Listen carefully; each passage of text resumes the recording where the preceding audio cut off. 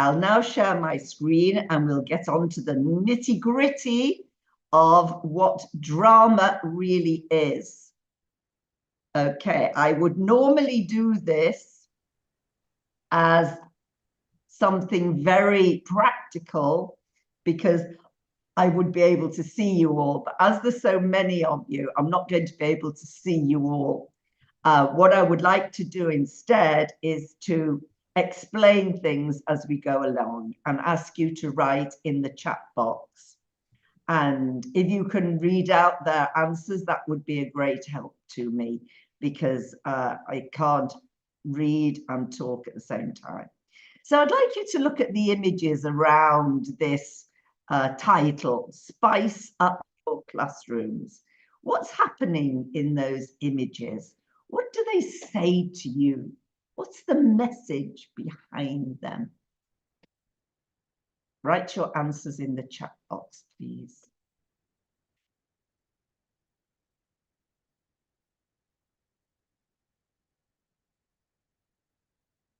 I can't actually see the chat box. Oh, maybe I can. Yes, Sabah Abbas says interactive group work. Neelam says how to create interest in class. Uzma says teamwork it is. Great. Andy says collaboration. Great answers, everybody. Lovely. Rachel says engagement. So now I can switch off and go back to bed because you've all got the answers. Bye. No, I don't mean it. I'm just doing a bit of drama with you. Okay. Yes. Drama allows our learners, whatever age they are, to bring real life into the classroom and to take life out of the classroom as well, because they learn to interact with other people from all over the world. And this is something that we are doing today. I'm from Liverpool, UK, but I've worked in all those different countries. And most of you are from Pakistan, but we have some people here also from the UK and from Argentina. So it's really important, I think, to cross borders. And this is what I found in England before I left for foreign countries. And I think drama is a way to do that, because in drama, we don't sit at our desks filling in the blanks. We don't sit at our desks writing. We don't sit at our desks listening to the teacher and repeating what the teacher says. We have to learn the language, and we need to learn to express ourselves. Spice comes from my idea of all the foreign cooking that I do. I really love to do Pakistani curries, Indian curries, Thai curries, and I really like to use a lot of spices in my cookery. So I wonder how we can spice up our classrooms to make them much more exciting.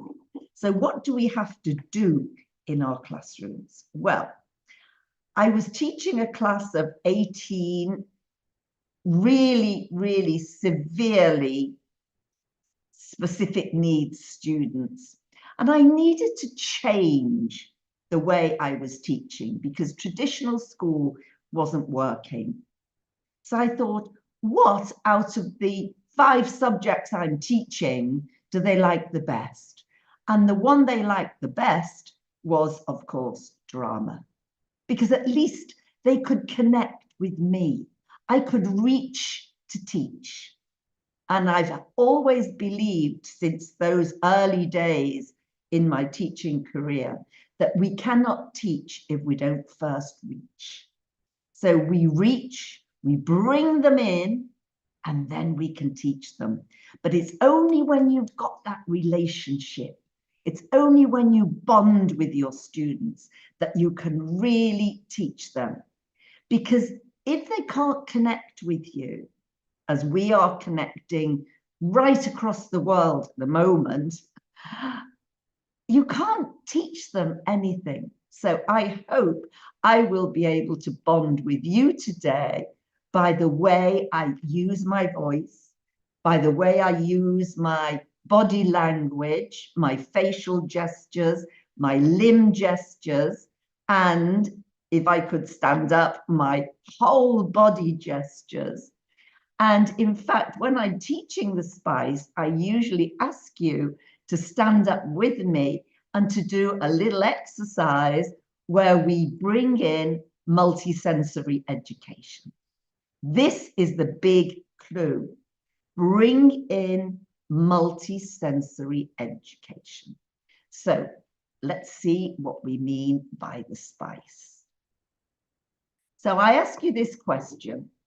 Do you want to put a gentle sprinkling or a hot, piquant dollop of spice into your English lessons, whatever the age, the ability, or the level of your students? I can tell you, and I hope you believe me, that drama does it.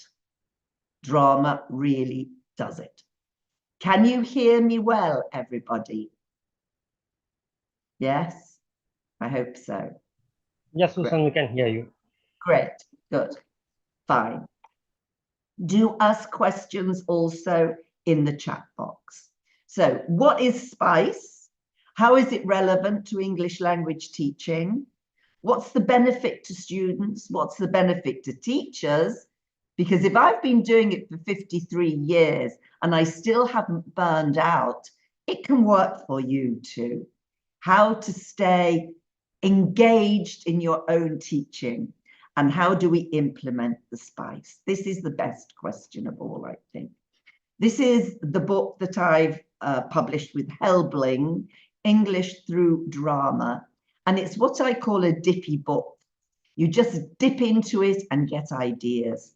It's a book full of ideas. And those are creative, because we use imaginations, and they are inclusive, because we are including every ability, every kind of students in our classes. So S stands for, I'm going to ask you to stand up with me now, and I want you to put your hands in the air, and I want you to make a big S from the ceiling to the floor, and I want you to be snakes and say, S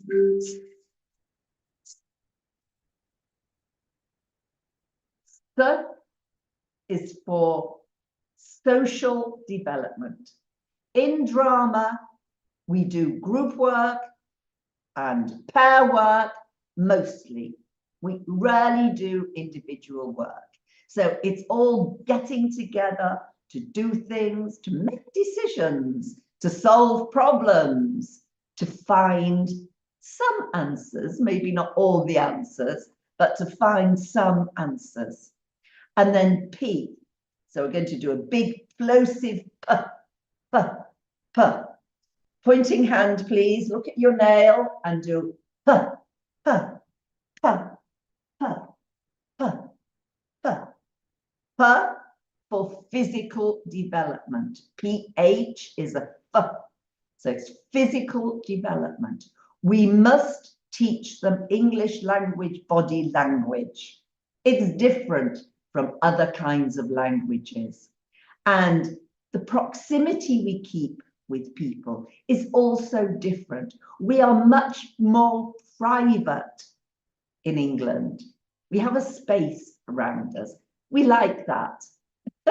Some people call it the British stiff upper lip. We must teach our students to stand up. We must teach them to keep their shoulders down and their chins up. And we must teach them to look confident. When they look confident, they begin to feel confident. And when we teach them to use their voices, modulating, intoning, and also using the volume. So sometimes they whisper, and sometimes they shout, and everything in between. But we as teachers also have to do that in our classrooms. So I need to teach you, the teachers, the spice. And then we're going to say eh. Look at your nail, please. Eh, eh, eh, eh, eh, eh, eh. Eh for intellectual development. We bring in thinking skills. We know Bloom's taxonomy. We know how to teach the arts. We bring in as many arts as we possibly can. Don't be afraid. You don't need to be an actress. You don't need to be an artist. You don't need to be a sculptor. Bring in the arts and let your students show you what they can do. Then they will be in their element, as Sir Ken Robinson said so long ago. They need to be in their element while they're in the classroom. And then C, we're going to say K, K, K, K, K, K, K for creative development. All our students arrive at school every morning, or at university, or at kindergarten, every morning with a great imagination in each head. And each head has a different imagination because of their experiences. Why don't we use those imaginations? So do a lot of visualizations, do a lot of fantasy building, use real life situation in imagined worlds. And that is the way to teach the language. And then E, we're going to say E, E, E, E, E, E, E, E, E, E, E. E for emotional development. If we work on all these developmental areas of our students' lives, we're talking about lives. Okay, thank you. I would be thrilled to know that this can go on all over the world. I know it is because I've been teaching online. If you can believe this is the truth.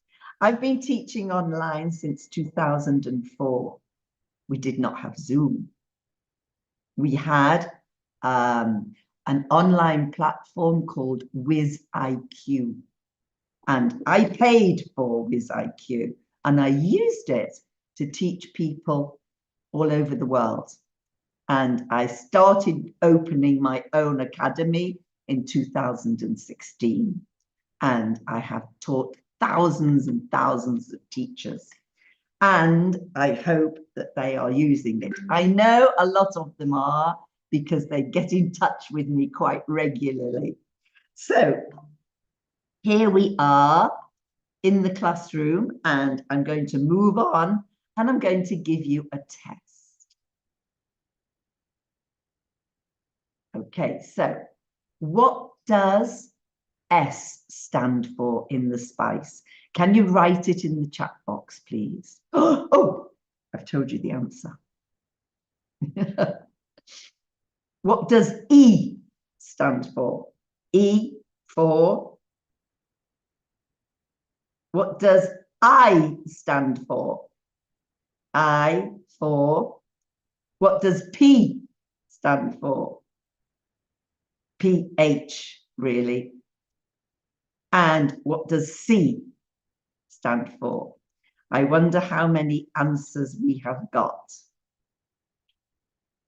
I'll have to stop. So many answers in the chat. Memuna says emotional, Shabana says interaction, Uzma says creative development, Rachel says creativity, and yes, Shabana says smart, Memuna says S for social, Great, Rachel good. says community.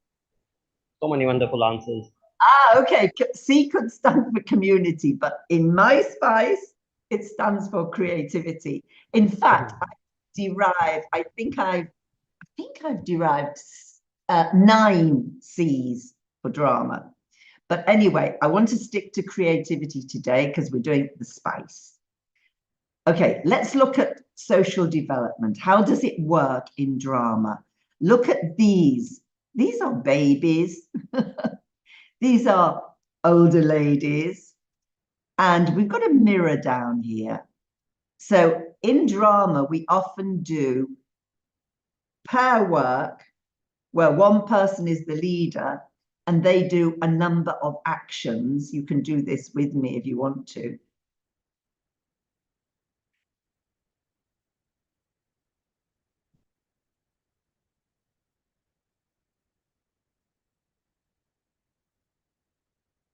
And you see if you can follow me. That was a very short one, but we developed them quite long for concentration. So normally you have chairs in rows, doing individual work, looking at each other's backs, no talking, no pair work, no group work, no interaction, no collaboration, no cooperation, and no engagement.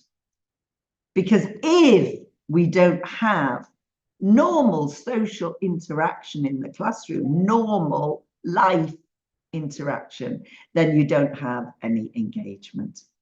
So this is why you answered so well about the pictures. You've got the hang of it straight away. So this is one game that we do in drama, but there are hundreds of games we can do. I think there's 88 in my book. So working together. These actually, all of the things in drama contribute to 21st century student outcomes. The bar I'd like you to look at is the bridge in the middle, this kind of yellow mustard bridge. And it has as its title, Learning and Innovation Skills, or the 4 C's: critical thinking, communication, collaboration, and creativity. So we are doing that in drama because we encourage the students to use their imaginations. Imagination is the bedrock of creativity. So there's your 4 skills from 21st century skills. That document is a very interesting document and you can get it online for free. And of course, Bloom's taxonomy, where we look at, instead of using the lots, we use the hots. The lots are the lower order thinking skills. Those skills on the left of this beautiful blooming peacock. Remember, understand, and now we start moving into the blurry area of the hots. Apply, analyze, evaluate, create. Look where creativity is, right at the top of Bloom's taxonomy. All the other things contribute to creativity. But I usually start with creativity because it's natural for people to be creative. It's just that, as Sir Ken Robinson said, schools kill creativity. Then we look at physical development. How do people greet each other all over the world? Many, many different ways, depending on their cultures. And we can play that game. Greet as though you are Inuits in northern Canada. Greet as though you are Pakistanis. Greet as though you are French. How do the Russians greet each other? So we're looking at all the different nationalities and learning a little bit of culture into the bargain. So we use the speaking body in the empty space.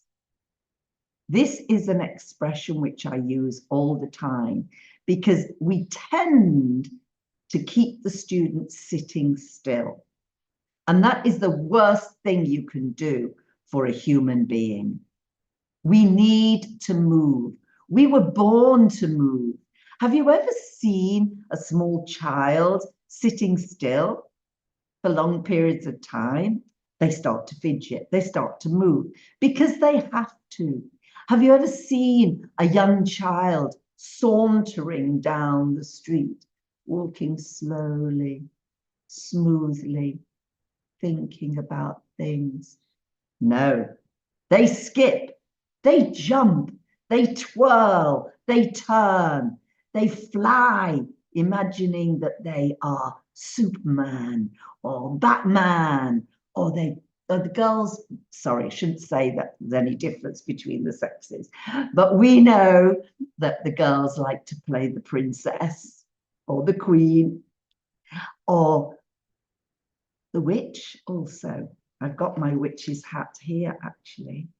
And I do a lot of exercises using my witch's hat. We need to teach them how to use their bodies so that they are confident to express themselves. We need to teach gestures, facial expression, awareness of themselves, so that they look in the mirror while they are speaking. If you give them a presentation to prepare, they learn to look in the mirror while they are presenting, so they see themselves as you see them. And they hear themselves speaking. Get them to record themselves. They've all got devices, I suppose, most of them have. I don't really know, you would have to tell me, but I expect they have. They need to have posture which is correct for your society. They need to know the difference between informal posture and formal posture. They need to know the difference between always bending forward, as I see so many teenagers doing, but standing up straight and proud. Give them the proud look. Help them do flamenco dancing. Whatever it takes in your society, do it. Drama is the art of self-control. Since just before I graduated, I started to teach in the shanty town next to my house.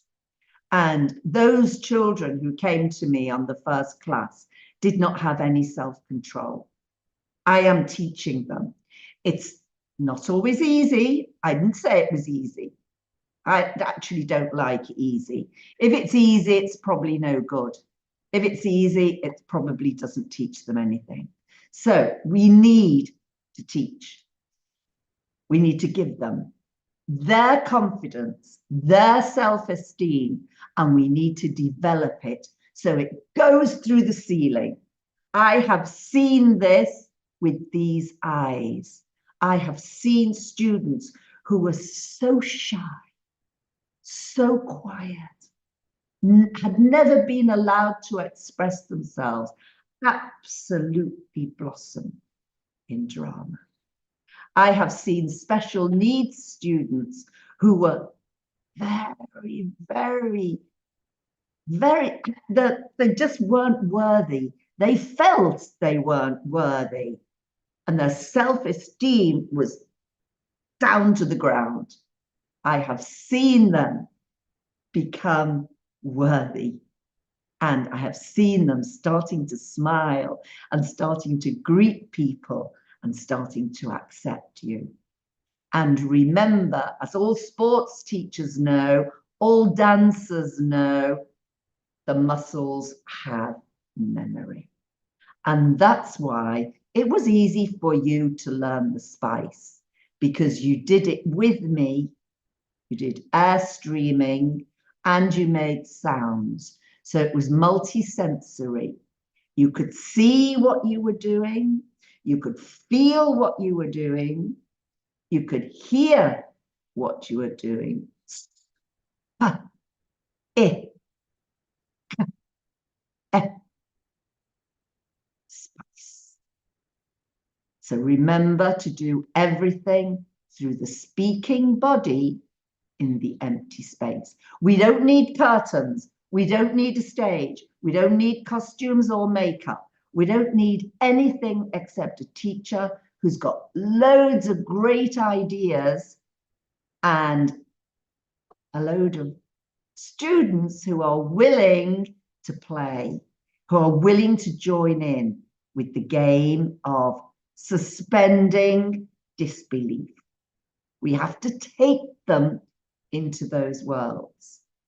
Dr. Albert Maharabian has the 7-38-55% rule. He says the elements of communication are only 7% the spoken word, 38% voice and tone, 55% body language. The great salesmen know this. The great actors and actresses know this. Whether you believe it or not, maybe you think it's fiction. I don't mind, but I believe we still have to teach it. Intellectual development. We work on the hots, not the lots. We go for problem solving, conflict resolution. We look at context in terms of time and space. When did this happen? Where did it happen? And then we go on to the other question words. How did it happen? Why did it happen? And what can we do about it? So very often we're looking at very, very serious world issues. This is one little story that I use with especially teenagers, but also it's fine for top primary. Maybe you could even use it with lower primary if you'd had them for some time and they know you well enough to be able to get into this kind of work. We use analogy and metaphor. It's incredible how young children, even very young children, can understand analogy and metaphor. This is what stories are. Stories are metaphors for very important ideas, if it's a good story. We develop compassion, and I know some people don't like the word tolerance, but we still use it because we pit it against intolerance. Empathy. We need some empathy in this world we're suffering in at the moment. I feel at the moment that I'm living my life aghast. Every day I am shocked. I'm very much a news watcher because I've written another book called Global Issues. And I believe that all, at least intermediate or even lower intermediate teenagers should be given global issues to pull apart, to tease. And we need to make our classrooms full of shared reality. So students are really sharing what they think. They're really talking to each other and to us. And they are talking to themselves as well, finding out what they believe about issues. What are their beliefs? How were their beliefs made? And what are the beliefs of our culture and other cultures? And then creative development is probably my favorite part because I think it underpins everything in drama. It's just an extension of childhood play. Children are creative all the time. Then it gets knocked out of them. Sit still, be quiet, listen to me, learn these facts. Do they need to learn any facts anymore? Have you thought about that? What facts do they need? I know they need some knowledge. Knowledge is different from fact. Knowledge is the application of facts into your schemata of your brain, where you put everything new you are learning in a juxtaposition with what you've already got in your schemata. It's use of the imagination, which I must have said at least 300 times by now. It's bringing the arts in. It's about originality. And I have often done drama with students, and they really like to present what they've done. Once they get used to doing it and they feel proud of what they've done, they want to show it to everybody in the classroom, because we don't go on a stage in drama. Drama isn't about stage. We don't use scripts either in drama. We use the internal scripts that our students have gained up to now. They may want to do it in their mother tongue. We have to wean them off the mother tongue so they can do it in English. It's about free flow. It's about creating some white space. Let them be. Let it be, etc., etc. Flexibility and elaboration. Let them play with things. Let them play with ideas. Let them play with objects. This is not a, oh, I haven't got it here today. Okay. This is not a cell phone. This is a,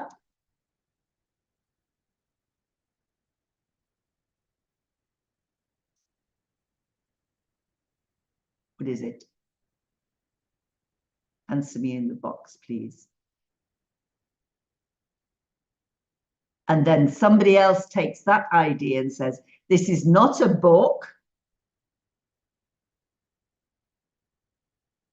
This is a hat.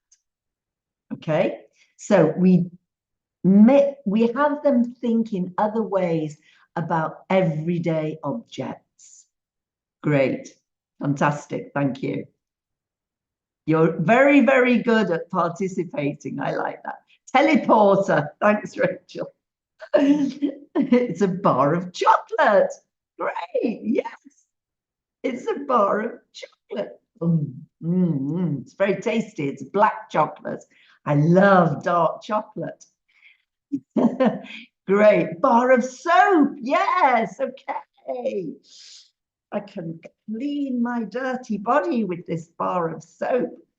Great. Fantastic. Jar of pickles. Yes. Oh, I love pickles. Not supposed to eat them, though. Think outside the box. Get students to think in different ways. So give them lots of brain teasers and puzzles. I'm doing this with my grandchildren now who've moved to London. So I don't see them in the flesh, but every week we meet to do drama. And they are so good at thinking out of the box. Let them be in their element, find their talents. They've all got talents. We just keep them hidden. They keep them hidden.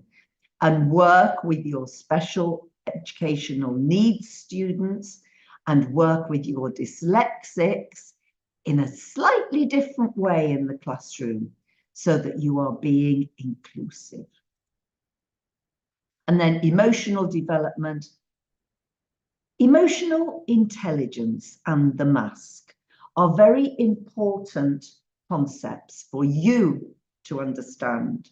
If you can help students to put on a mask, it takes them out of themselves and it lets them be somebody else.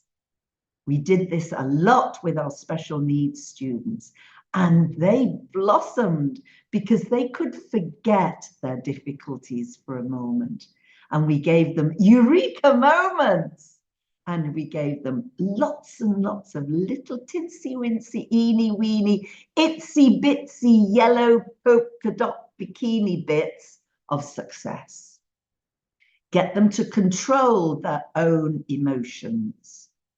Get them to understand other people's emotions. Do plenty of sharing opinions. Even Even students who live in the same street may have different opinions, but you won't know until you ask. Ask first and be prepared to hear some things you don't want to hear. But that's part of the bargain that you're making with the students.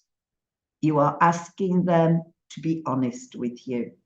And so sometimes you have to listen to things that you don't necessarily agree with. And then you have to decide if you're going to say, with all due respect, I hear what you're saying, but personally, I don't actually agree with that stance or with that posture. Okay, safe environment. This is very important. They will not open up if they don't feel safe, if they don't feel that you are a safety net for them, they will not open up. But you do have to get this interesting mixture of support and challenge. Support your students, challenge your students so they feel that they are improving. They don't want to be on that plateau. They may look like they do, and they may say, oh, no, it's very difficult, which is what they used to say to me here in Argentina. I used to say, no, it's not. It's easy peasy. But you do have to try first. Work on mindfulness, and above all, have fun. So this is what drama is. It's active role-taking situation. It's lived at life rate. So it's not learned beforehand. It's not read beforehand. It's spontaneous. And I'm not saying that's easy to develop, but if you do lots and lots of games, if you do lots and lots of simple exercises like the few we've done here this morning, this afternoon, this evening in some cases, you develop it slowly, slowly. You have to be patient. Drama obeys the natural laws of the medium. And the medium, this medium of drama, has its own laws. And I can teach you those laws, but it is a process. I have a course on at the moment, and I'm going through the process with my students. Drama is based on attitudes, not characters. Attitudes are the chief concern. So we're not looking at characterization. We're not doing performance. We're not doing theatre. That is an art form on its own. And I agree, please don't get me wrong, I agree that theatre is very, very important with learners. Drama creates a living, moving picture of life itself. It aims at surprise and discovery, not for an audience, for the participants themselves who are involved in it. It's that engagement that achieves the objectives. They do have to agree to pretend. They do have to operate a willing suspension of disbelief, which is more or less the same as pretend. They have to employ all past experiences.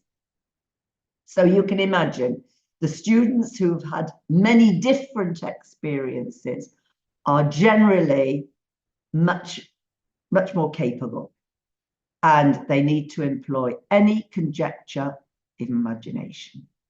So we're working on the speaking body in the empty space, which was coined by Peter Brooks. I should have his name there. So drama does it. Drama is life, and life is drama. So thank you very much for listening. Thank you to Teacher Development Webinars for inviting me, and you, the participants, most of all, now have about 7 minutes to ask me questions. And I love questions. So So thank you very much, Susan, for this wonderful webinar on drama. I really appreciate it. And now we are open for questions. If you got any questions, you can put them in the chat, and I'll be taking your questions to Susan. So while monitoring YouTube chat, we have some, participants there too. So someone asked, your SPICE framework is so holistic. Can you share a specific drama activity that hits all 5 elements, and how do you think it transforms the students' English learning experiences?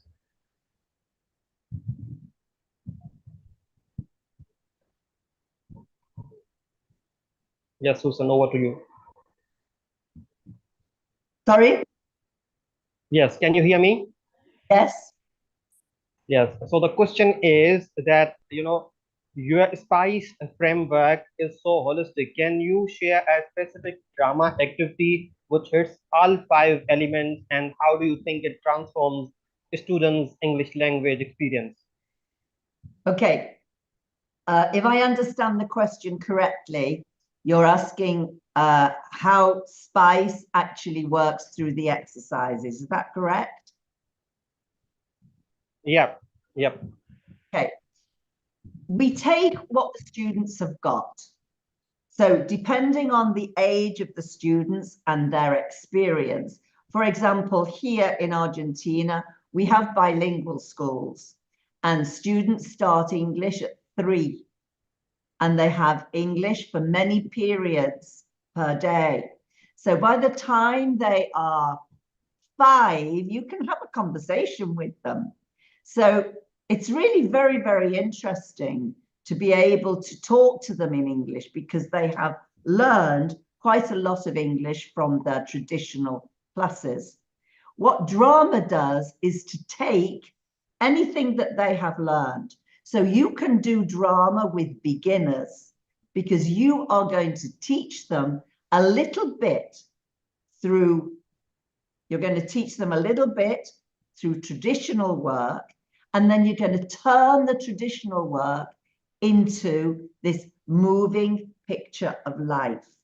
So you take something in the classroom, for example, let's say, what do you do with beginners, first of all? You do, hello, I'm Susan. What's your name? And very often they will repeat, hello, I'm Susan. And you say, no, I'm Susan. What's your name? Are you Juan?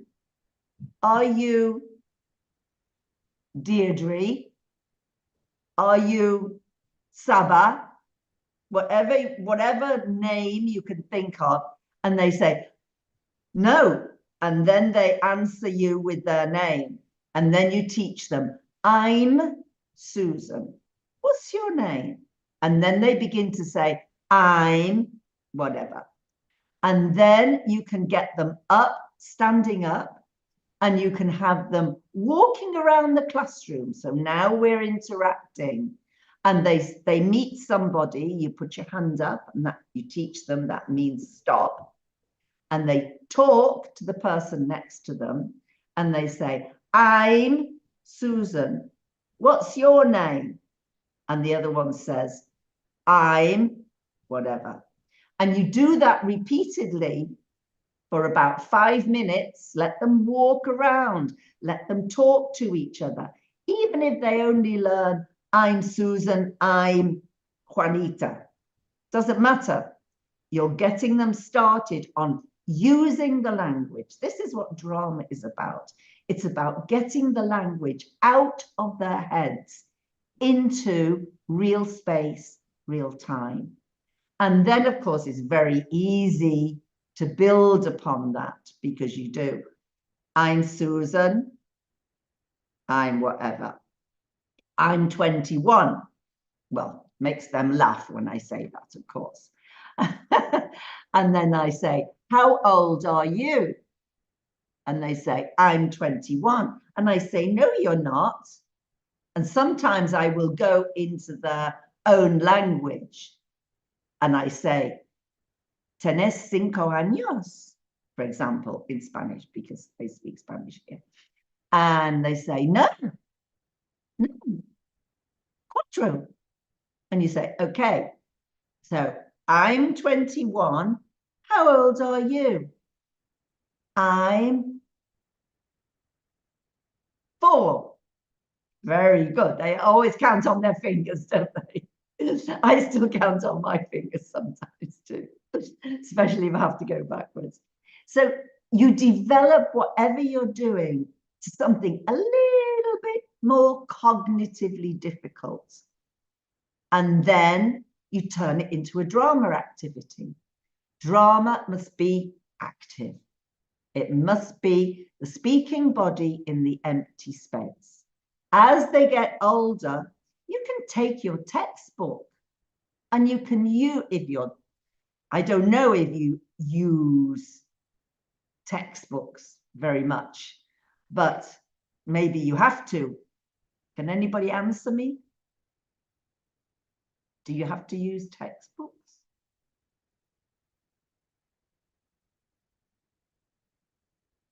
Yes, okay. So there's your starting point. You take your textbook and you change every activity into something to do with drama.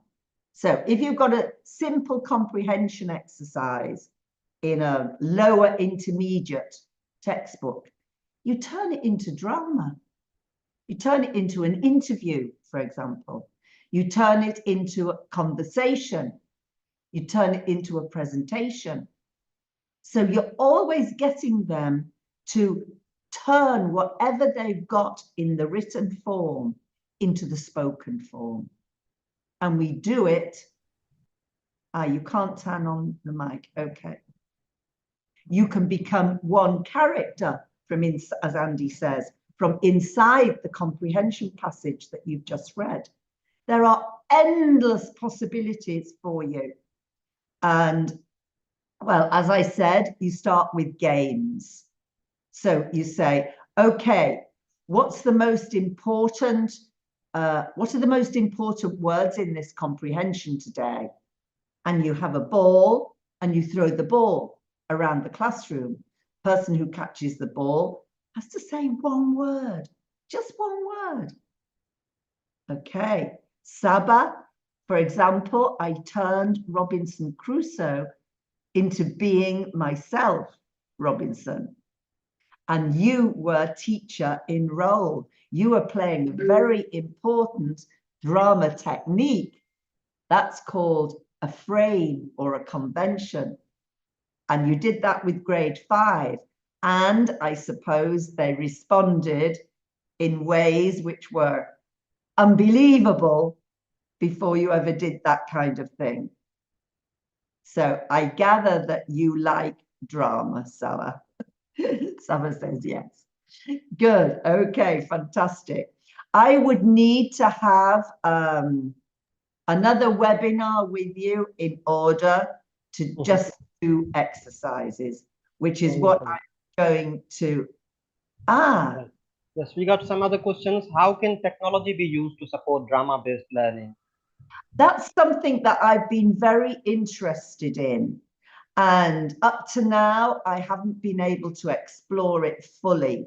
But one of my ideas would be to take the games they play, because I have to be honest with you here, I have never, ever played a video game in my life. I know it's a terrible thing to admit, but I like real people. I'm into real people. But I have had this idea that maybe you can take the video games they play and you can turn them into, the students, into playing the roles in the video game. If it's very violent, you would have to be careful, because I gather that many of them are violent. You would have to change it into slow motion, or you would have to change it into no contact violence, which I have also done with students, or silent. There's nothing wrong with teaching mime, because you can do, for as an example, an exercise where you bring somebody out to the front, somebody who you know is going to play, and you whisper in the in their ear, "You're eating a huge hamburger." Okay. And then the student eats a huge hamburger.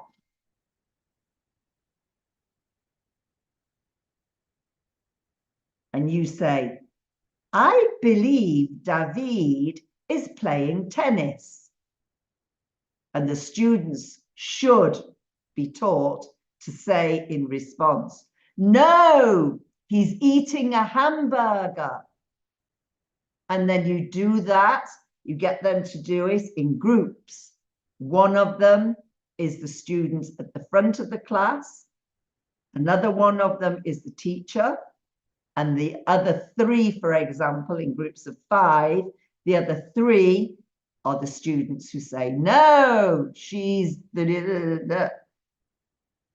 So there's one very, very simple idea to. Wonderful. Yes, we got a question from Rachel too. She says, would you use trust exercises in the beginning lessons? Have I used? Yes, would you use trust exercises in the beginning lessons? I can't understand your word before exercises. Trust exercises. Just exercises. Trust, T-R-U-S-T. T-R. Oh, You, R-U-S-T. yes. I wouldn't do it no, I would not do it the first time I'm teaching a group. There are other things I have to do with them first. I have to do breathing. I always do breathing with them because many of them come into the classroom feeling anxious. So I do breathing with them to calm them down. It also makes them feel, as my grandson says, excitedly calm.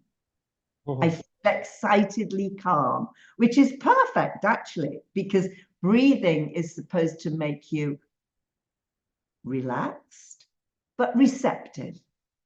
And my grandson got it like that. He's admittedly a first language speaker. So, you know, I do expect other things from him than I would expect from a second language class. So I believe that miming can be used for language development, but not all the time. I would intersperse it to give your students confidence, because mime definitely, and some of them are so good at it. They will shock you. Some of them make me laugh a lot because they're so good. Okay. Yes, we got some more questions. For teachers new to drama in ELT, what's one simple drama technique they can try tomorrow to make their classroom more inclusive and engaging for students?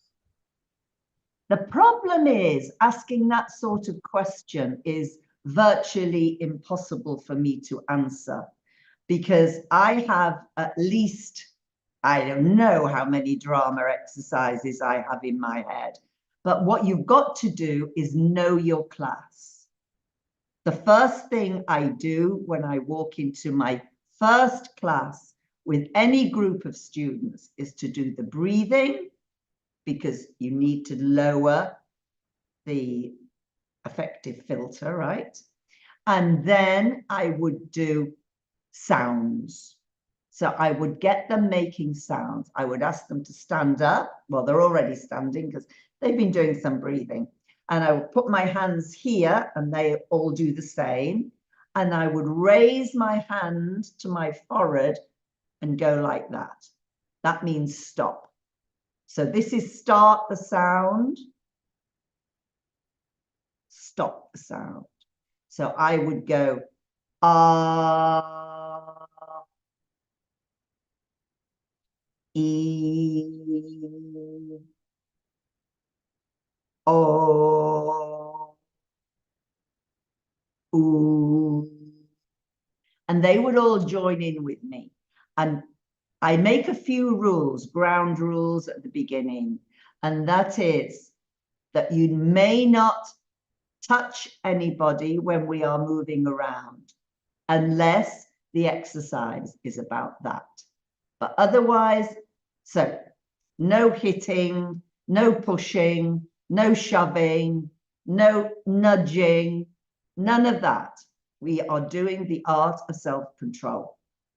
When I put my hand up, it means stop, put your lips together, lock it, zip it, lock it, put the key in your pocket, and listen to the next instruction.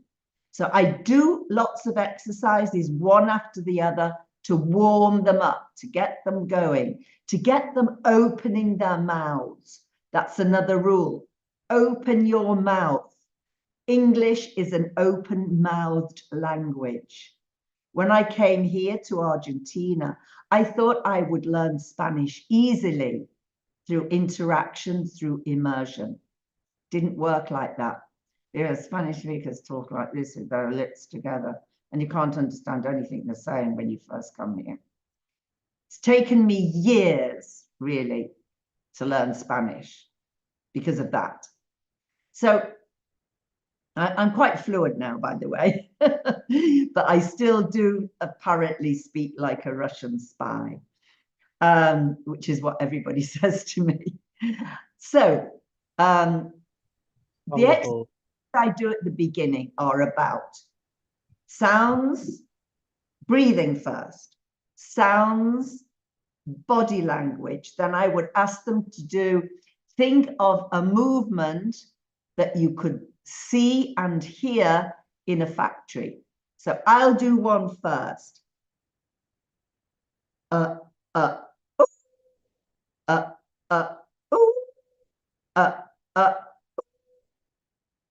Everybody joins in. So everybody's doing it with you. And we do it 3 times. Then I ask the person next to me, usually getting them in a circle. You cannot do drama effectively if they are in rows with their desks. So find a way to find a space. I don't mind how you find your way, but find your way. It can be done. And then ask them to add on. So you start to build up your machine. So the next one might be to do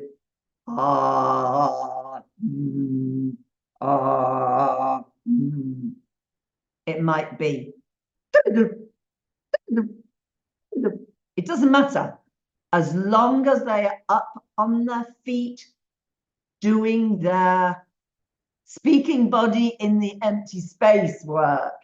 This is what we have to have them doing at the beginning. Once they've got up on their feet and they have found their feet and they have found their voices, then you can start working. So for example, I do, okay, copy me. Zigga zaga, oi, oi, oi. And we repeat that several times. Then they can make up their own chants. That one comes from a football opera I read when I was at university in 1969. 1969, before you were even born. And it was a fabulous opera. And I always remember that chant from it. And then we do it in the 6 different ways you can initially use your voice. So we do it loud. We do it quietly. We do it high pitch. Zika, zaka. And then we do it giant's voice. Zigga, zaga.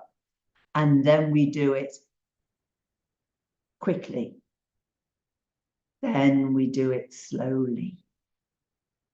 And they laugh a lot. The drama circle, yes, it's vital. It's vital. So you're looking in each other's eyes. Since when do you talk to somebody looking at their back? Can't understand that. How can you have a language class where they're sitting in rows looking at each other's backs? So you've got to lay out your classroom in a way which can work. I think it's important. And Muniba saying, so drama is all related to sound and body movements and doesn't seem to be related to technology, like for being in online classes. Well, we're online now. We're doing drama now. So I don't understand the question. And I do believe that we have to bring some humanity back. In fact, I'm doing a lecture, a webinar on it in July at LabC, which is the Latin American British Association for Cultural Studies. And I'm talking about how, especially today, in these violent times we are living, we have to bring humanity back into the classroom. Technology is not the be-all and the end-all of education. I believe you should teach your students technology, and I believe you should teach them to use AI. I'm not against that, but I am against using it all the time and having our students on iPads all the time, because I know they are losing the ability to communicate. I see it all the time. And this is just not what education is about. Education is about understanding. It's about working for peace. It's about learning to live together, learning to find ourselves. And I think it's really important that we do this kind of work. It's the only way we will teach them to connect. So yes, I do believe you should have some technology, and I'm not against theatre. I'm just going to say that again, because theatre does something for some students. Drama does something for every student. I think that's the difference. It's totally inclusive. Any more questions? Wonderful. Thank you so much, Susan, for this wonderful webinar, and thank you for this, profound talk and the wonderful end note. And thanks to all in the attendance. Thanks to wonderful participants for keeping this session interactive. You all were wonderful. And for the certificates, you can contact us at info.tdwebinars@gmail.com. For our future webinars, you can sign up at www.tdewebinars.org. We are available on all our social media channels, X, LinkedIn, Instagram, Facebook, and the YouTube channel. This talk will also be available at Teacher Development Webinars YouTube channel, so you want to share. So yeah, thank you very much for attending today's webinar. See you next time. Bye-bye. Switch off. Can I put my my website in the chat? Sure. Wonderful. Go ahead. If you'd like to join my website, I send out a newsletter once a month.